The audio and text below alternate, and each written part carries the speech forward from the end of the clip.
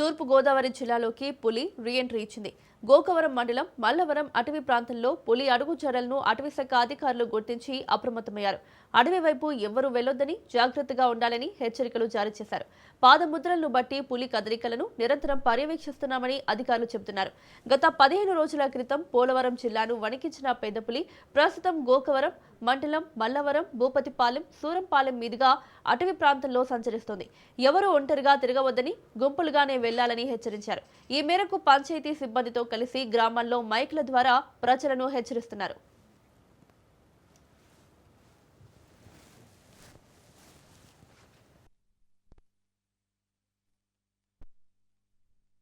మల్లవరం గ్రామస్తులకు హెచ్చరిక.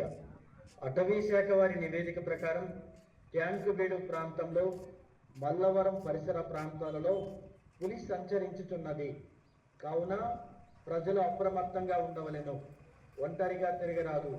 గుంపులుగా మాత్రమే గ్రామాల్లో, గ్రామ పరిసర ప్రాంతాల్లో తిరగవలెను.